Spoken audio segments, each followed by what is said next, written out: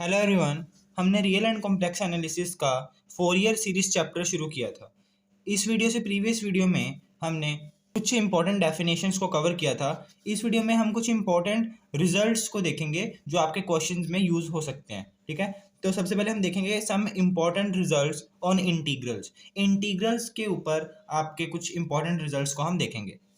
तो देखिए, if F is integrable on C comma C plus two pi, अगर आपका कोई एफ फंक्शन है जो कि इंटीग्रेबल है इस इंटरवल के अंदर C comma C plus two pi and has period two pi, और इसका जो पीरियड है वो क्या है, टू पाई है।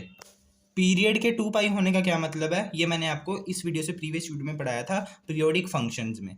देन हमारे पास कुछ रिजल्ट्स हैं जो आपको याद रखने हैं। एफ कोई फंक्शन है जो कि इंटीग्रेबल है इस इंटरवल के अंदर सी से सी प्लस टू पाई, मतलब कि इंटरवल की लेंथ क्या होगी, टू पाई होगी। ठीक है, इंटरवल की लेंथ क्या है, टू पाई है। And has period two pi. Then जो वो फंक्शन है उसके ऊपर हमारे पास कुछ रिजल्ट्स हैं। ठीक है, जो आपका पहला रिजल्ट है वो क्या है, जो आपको याद भी रखना है। अगर आपके पास integration F of x D X in the limits C to C plus two pi है, ठीक है, उसको हम ऐसे भी लिख सकते हैं सी से C plus two pi f of x plus a d x. ठीक है, यहाँ जो ए है आपका वो कोई कांस्टेंट है, या आप कह सकते हो कोई रियल नंबर है। आपका पहला रिजल्ट है जो आपको याद रखना है। जहाँ जहाँ आपके पास फंक्शन में एक्स है वहाँ वहाँ आप एक्स प्लस कोई वो कांस्टेंट या फिर कोई रियल नंबर लिख सकते हो उस फंक्शन के अंदर। ये आपको याद रखना है, जो आपकी ये लिमिट्स हैं वो सी से सी प्लस टू पाई होनी चाहिए। जैसे कि 0 से 2 पाई होगी, है ना, 0 से 0 प्लस टू पाई वही हो गया ना। इससे कंपेयर करो सी से सी प्लस टू पाई, इसका मतलब यहाँ सी की वैल्यू क्या है, 0 है। जहाँ आप सिंपल वर्ड्स में ये भी कह सकते हो कि जो ये लिमिट है ना, इस अपर और लोअर लिमिट, इनमें जो डिफरेंस है वो 2 पाई का होना चाहिए। तो देखो इसमें जो डिफरेंस है वो 2 पाई का ही तो है, 0 से 2 पाई में। सेकेंड रिजल्ट देखते हैं।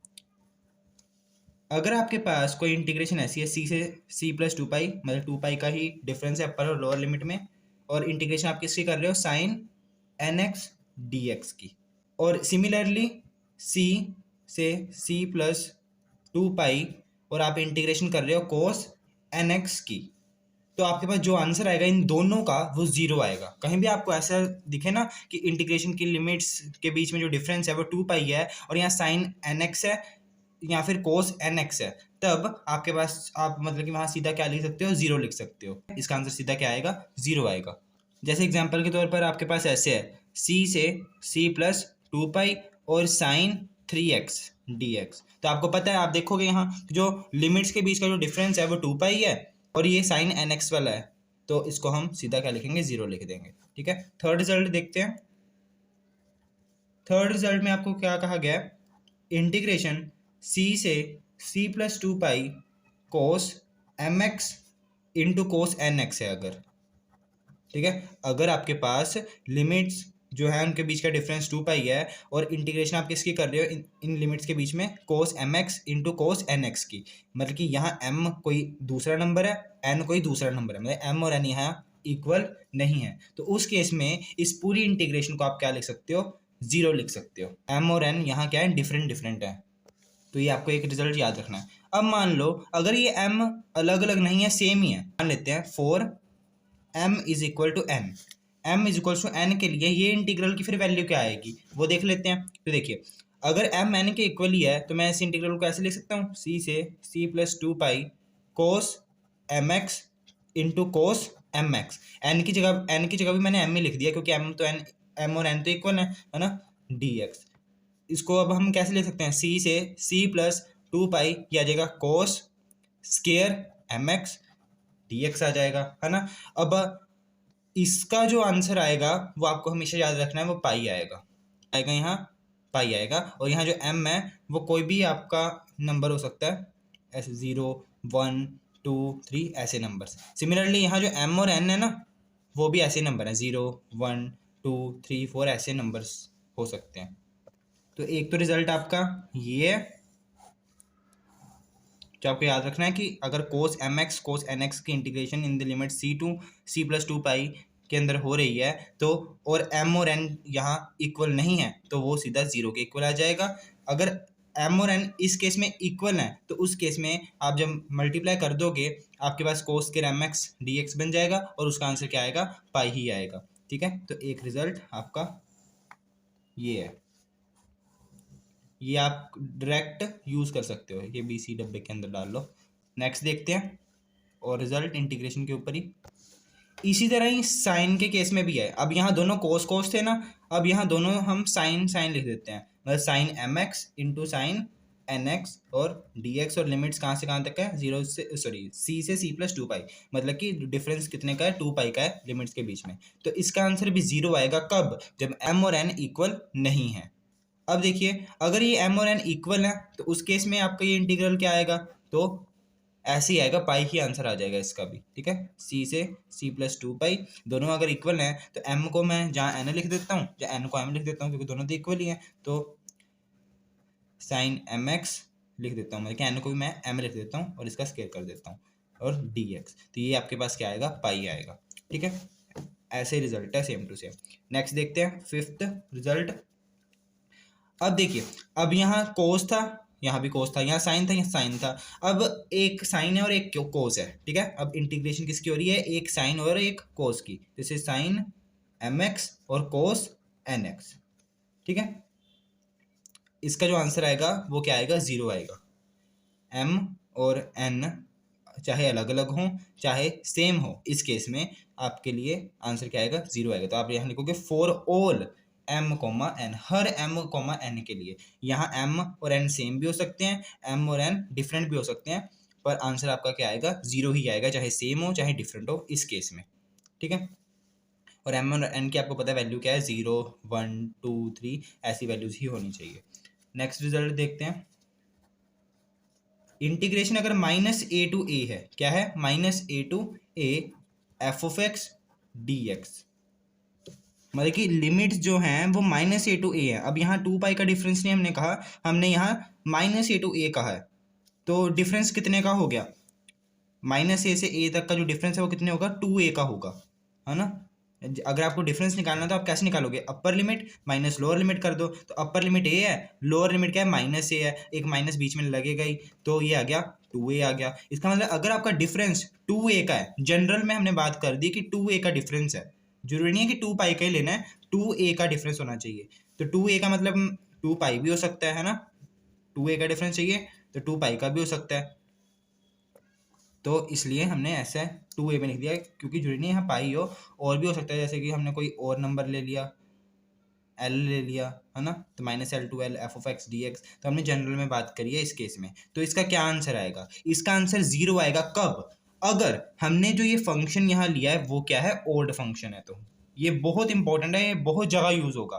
ठीक है, अगर आपके पास फंक्शन यहाँ ओड है और लिमिट्स माइनस ए टू ए है, जो आप कह सकते हो कि डिफरेंस जो है वो टू ए का है अपर और लोअर लिमिट में, और आपका जो फंक्शन है इज ऑड फंक्शन। ठीक है, अगर आपका जो एफ ऑफ एक्स है वो ओड फंक्शन है, तो उस केस में आप सीधा क्या लिख दोगे, जीरो। जैसे कि हम एग्जांपल लेते हैं, जैसे माइनस पाई टू पाई है, दोनों में डिफरेंस कितने का है, टू पाई का है, मतलब टू ए मान लो, है ना, तो टू पाई का डिफरेंस है। और आपका जो फंक्शन इसमें मैं लेने वाला हूँ वो साइन एक्स लेने वाला हूँ, साइन एक्स डी एक्स, तो इसका जो आंसर आएगा ना वो जीरो ही आएगा। क्यों आएगा, क्योंकि साइन एक्स क्या है, जो ये फंक्शन मैंने यहाँ लिया वो क्या है, एक ओड फंक्शन है, बहुत इंपॉर्टेंट है, ये आपका बहुत सारे क्वेश्चंस में यूज होगा। ठीक है, तो इसको तो याद रख लो कि अगर यहाँ ओड फंक्शन है और लिमिट्स आपकी माइनस ए टू ए हैं, जहाँ माइनस पाई टू पाई हो सकती है, माइनस एल टू एल हो सकती हैं, बल्कि डिफरेंस आप देख लेना कि टू ए का होना चाहिए, तो उस केस में आपके पास जो आंसर आएगा वो सीधा आप क्या लिख दोगे, जीरो लिख दोगे। ठीक है, चलिए अब हम नेक्स्ट रिजल्ट देखते हैं। अब नेक्स्ट रिजल्ट देखते हैं, integration minus a to a f of x D x. ठीक है, ये किसके इक्वल आएगा, ये आएगा आपका two zero to a f of x D x, पर कब, अगर आपका जो एफ ऑफ एक्स है इज एन इवन फंक्शन। ठीक है, अगर आपके फिर से वही बात है, बस यहाँ अब हमने एफ ऑफ एक्स क्या ले लिया, इवन ले लिया, पिछले केस में हमने ऑड लिया था, जब हमने यहाँ ऑड लिया और जो लिमिट्स के बीच का डिफरेंस था वो 2a था, तब इसका आंसर क्या आना था, 0 आना था। अब देखिए, अब यहाँ -a to a है, f of x dx है, मतलब कि लिमिट्स का जो डिफरेंस है वो सेम ही है, 2a ही है, बट अब आपने जो फंक्शन दिया है वो इवन फंक्शन लिया, तो उस केस में आप क्या करोगे, जो ये लिमिट्स की रेंज है ना इसको हाफ कर दो, मतलब कि -a to a थी ना, इसका हाफ करोगे तो 0 to a हो जाएगी। हमने 0 to a कर दिया, -a से a को हमने 0 to a कर दिया और 2 हमने एक बाहर निकाल दिया। यही आपको करना है अगर आपको यहाँ फंक्शन इवन दिखता है और लिमिट्स का जो डिफरेंस है वो 2a का है तो, ठीक है। ये भी बहुत इंपॉर्टेंट है क्योंकि ये भी बहुत जगह यूज होगा आपके क्वेश्चंस के अंदर। चलिए अब हम नेक्स्ट रिजल्ट देखते हैं इंटीग्रेशन के ऊपर।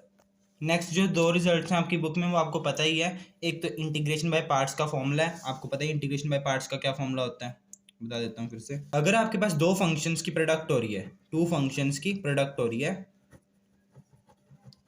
जैसे कि आपके पास एक फंक्शन है f ऑफ x, एक फंक्शन है आपके पास g ऑफ x और dx, इसकी इंटीग्रेशन आप कैसे करते हो, आपको पता है, किसी को आपको एक फर्स्ट फंक्शन लेना होता है, किसी को सेकंड फंक्शन लेना होता है ना। तो मैं मान लेता हूँ ये मेरा फर्स्ट फंक्शन है, ये मेरा सेकंड फंक्शन है। अब फर्स्ट किसको लें और सेकंड किसको लें ये मैं आपको एग्जांपल से बताऊंगा।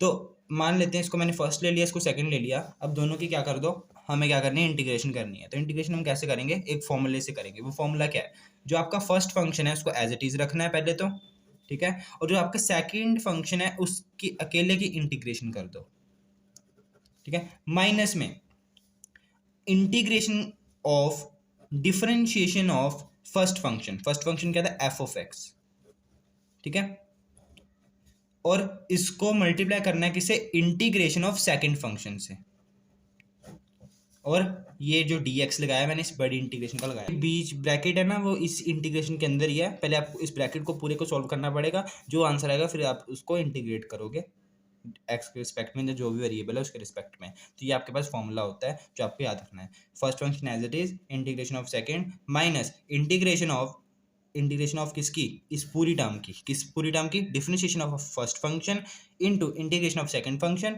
इसकी इंटीग्रेशन। अब मैं बताने जा रहा था कि फर्स्ट फंक्शन किसको लेना है और सेकंड फंक्शन किसको लेना है, वो देखते हैं। देखिए आपके पास एक रूल होता है, आपने 12th क्लास में पढ़ा होगा, आइलेट रूल। आई का मतलब क्या होता है, inverse trigonometric functions, inverse trigonometric functions. L का क्या मतलब होता है, लॉगरिथम फंक्शंस, लॉगरिथम फंक्शंस। ए का मतलब algebraic function, algebraic function. T का मतलब ट्रिग्नोमेट्रिक फंक्शंस, ट्रिग्नोमेट्रिक फंक्शंस। और ई का मतलब एक्सपोनेंशियल, एक्सपोनेंशियल फंक्शंस। अब देखिए मैं एक एग्जांपल लेता हूँ, जैसे कि हमें इंटीग्रेशन करनी है एक्स स्क्वायर और e raise to power x D x की इंटीग्रेशन करनी है, ठीक है। तो मान लेते हैं मैं इसको ना इंटीग्रेशन बाय पार्ट से करना चाहता हूँ, इंटीग्रेशन बाय पार्ट से। तो मुझे अब किसी को फर्स्ट फंक्शन लेना होगा, किसी को सेकंड, आपको दिख रहे हैं ना यहाँ दो फंक्शन है, एक तो एक्स स्क्वायर वाला, एक e raise to power x वाला। अब मैं फर्स्ट फंक्शन किसको लूँ और सेकंड किसको लूँ, तो आप आइलेट रूल का यूज़ करोगे। तो देखो सबसे पहले कौन सा फंक्शन आ रहा है, आपको पता है एक्स स्क्वायर का अलजेब्रिक फंक्शन होता है, e raise to power x एक एक्सपोनेंशियल फंक्शन है। तो सबसे पहले आपके पास आ रहा है अलजेब्रिक फंक्शन, इसका मतलब जो आपका अलजेब्रिक फंक्शन है वो फर्स्ट फंक्शन हो जाएगा और जो एक्सपोनेंशियल है वो आपका सेकंड फंक्शन हो जाएगा, ठीक है। मतलब कि सीरीज वाइज आपको इसको देखना है, लाइन वाइज, और आपको देखना है पहली चीज इस आइलेट में कौन सी आ रही है, जो सी पहली चीज आ रही होगी उसी को आप इंटीग्रेशन के अंदर फर्स्ट फंक्शन ले लोगे, ठीक है, और जो बाद में आएगी उसको सेकंड फंक्शन ले लोगे। तो ऐसे आप फर्स्ट फंक्शन और सेकंड फंक्शन को यूज कर मतलब कि चूज करते हो, ठीक है। तो आपका यही इंटीग्रेशन बाय पार्ट्स वाला फॉर्मूला ज़्यादातर क्वेश्चंस में यूज होगा। चलिए अब हम कुछ और रिजल्ट्स देखेंगे, ये आपके ट्रिग्नोमेट्री से रिलेटेड रिजल्ट्स हैं। अगर आपके पास कोई ऐसा फंक्शन है sine n pi plus alpha, तो उसको हम लिख सकते हैं -1 की power n into sine alpha लिख सकते हैं, ठीक है। एग्जाम्पल से समझाता हूँ, जैसे आपके पास कोई फंक्शन है साइन 2 पाई प्लस अल्फा आ गया, ठीक है। तो इसको हम कैसे लिखेंगे, इसको हम लिखेंगे -1 की पावर, देखिए यहाँ क्या है -1 की पावर n क्या कौन था जो पाई के साथ लगा है, तो यहाँ पाई के साथ कौन लगा है, 2 लगा है, तो 2 इंटू साइन अल्फा, अल्फा मतलब जो ये एंगल है, यहाँ एंगल अल्फा ही है तो साइन अल्फा बन जाएगा। तो मतलब आंसर इसका क्या आ गया, साइन अल्फा आ गया। और वैसे भी मैंने आपको बताया था कि जो 2 पाई होता है वो साइन फंक्शन का पीरियड होता है, ठीक है, तो इसलिए साइन अल्फ़ा प्लस 2 पाई करोगे तो आपके पास साइन अल्फ़ा ही तो आएगा, क्योंकि वही दोबारा आ जाना है, आपने पीरियोडिक फंक्शन में पढ़ा हुआ है।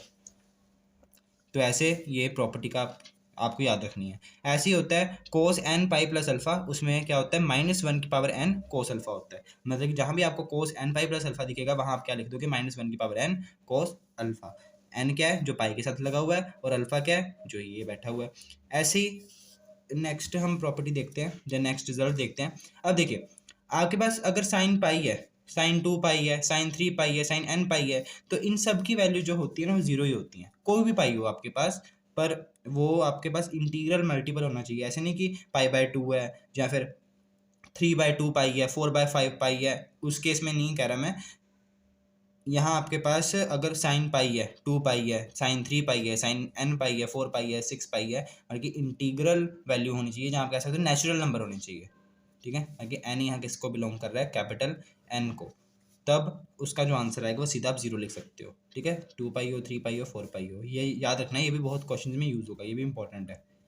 नेक्स्ट देखते हैं, अगर आपके पास कोस, ये भी इंपॉर्टेंट है, अगर आपके पास ऐसे है कोस 0, ठीक है, या फिर आपके पास है कोस 2 पाई या कोस 4 पाई या कोस 5 पाई, या जनरल में मैं बात करूं कोस 2n पाई, मतलब कि अगर आपके पास इवन मल्टीपल ऑफ पाई है कोस के एंगल में, कोस के एंगल में क्या है, इवन मल्टीपल ऑफ पाई है, तो उसका हमेशा जो आंसर आता है वो 1 आता है। ठीक है, और अगर ओड होगा, मतलब कि कोस 1 पाई, कोस 3 पाई, कोस 5 पाई, या 5 नहीं आएगा, या 6 आएगा। ठीक है, यहाँ वाला कोस 7 पाई, जब मैं जनरल में बात करूं तो कोस 2n+1 पाई, तो इसका हमेशा जो आंसर आता है वो -1 आता है। ठीक है, आपको याद रखना है जो ये n है यहाँ वो नेचुरल नंबर है कोई। ठीक है, तो ये भी आपको याद रखनी है चीज़ें।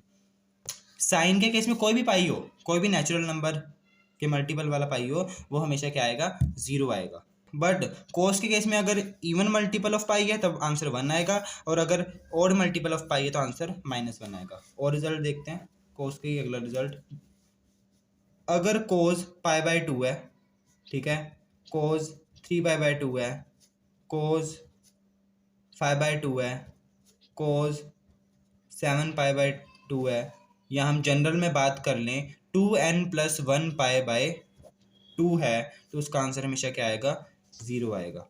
ठीक है, इसको मैं और जनरल में बात करूं तो कोस के एंगल में क्या होना चाहिए, ओड π/2 होना चाहिए, मतलब कि ओड मल्टीपल ऑफ π/2 होना चाहिए, तो उसका आंसर हमेशा 0 आता है।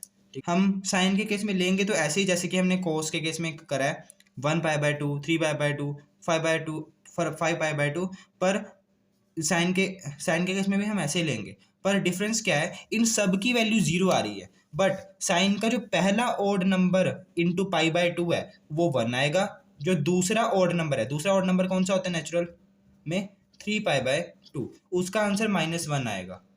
ठीक है, इसी तरह अब जो तीसरा नंबर है वो क्या है, साइन 5π/2, मतलब कि 5 नंबर है तीसरा ओड नंबर, तो वो 1 आएगा, फिर चौथे में फिर नेगेटिव आएगा, तो ऐसे आपको ध्यान में रखना है।